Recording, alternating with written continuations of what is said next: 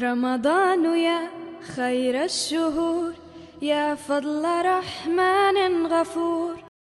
مائیں شکایت کرتی ہیں کہ باپ باہر رہنے کی وجہ سے، کاموں میں مشغول رہنے کی وجہ سے، گھر پر نہ ہونے کی وجہ سے بچوں پر توجہ نہیں دیتے اور بچے بگڑتے جا رہے ہیں. خاص طور پر جب بچے ٹین ایج میں آتے ہیں، جوانی میں قدم رکھ رہے ہوتے ہیں، تو انہیں باپ کی توجہ اور دوستی کی ضرورت ہے. پہلے کئی دفعہ اس طرف توجہ دلا چکا ہوں میں. ورنہ باہر کے ماحول میں وہ غلط قسم کی باتیں سیکھ کے آتے ہیں اور یہ بچوں کا اخلاقی قتل ہے. باپ بے شک 100 تعویلیں پیش کریں کہ ہم بچوں کے لیے کر رہے ہیں جو کچھ کر رہے ہیں، لیکن اس کمائی کا کیا فائدہ، اس دولت کا کیا فائدہ جو بچوں کی تربیت خراب کر رہی ہے. اور پھر اگر یہ دولت چھوڑ بھی جائیں تو پھر کیا پتہ ہے بچے اسے سنبھال بھی سکیں گے کہ نہیں. دولت بھی ختم ہو جائے گی اور بچے بھی. پھر اس کی صورت یہ بھی ہے ایک، اور یہ مغربی ممالک میں بھی پھیل رہی ہے، ہمارے جماعت میں بھی، کہ مائیں بھی کاموں پر چلی جاتی ہیں یا گھروں پر پوری توجہ نہیں دیتی، ادھر ادھر پھر رہی ہوتی ہیں کسی نہ کسی بہانے سے. عموماً کام ہی ہو رہے ہوتے ہیں کہ نوکریاں کر رہی ہیں. بچے اسکولوں سے گھر آتے ہیں تو انہیں سنبھالنے والا کوئی نہیں ہوتا.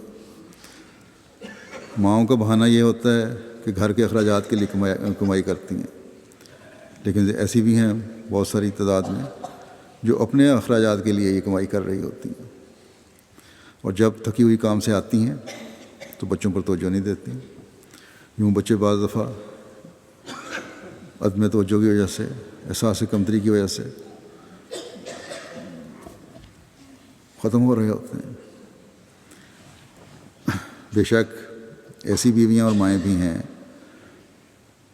جن کے بارے میں اطلاعات ملتی رہتی ہیں، جن کے خامد نکمے ہیں اور خامدوں کی نکمے پن کی وجہ سے مجبور ہوتی ہیں کہ کام کریں. بس ایسے خامدوں کو اور ایسے باپوں کو بھی خوف خدا کرنا چاہیے کہ اپنے نکمے پن کی وجہ سے اپنی اولاد کے قتل کا موجب نہ بنے.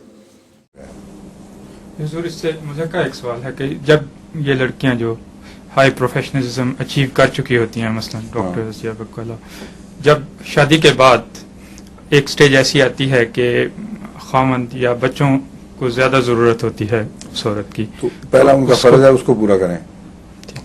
یہ پروفیشن ثانوی چیز ہے.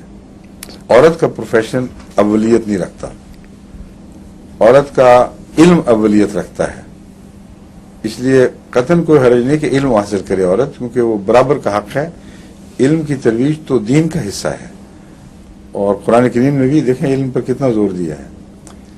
اس لیے علم کے حد تک عورت کو نہایت اعلیٰ تعلیم دلوائی جائے تو ہرگز مذائقہ نہیں ہے.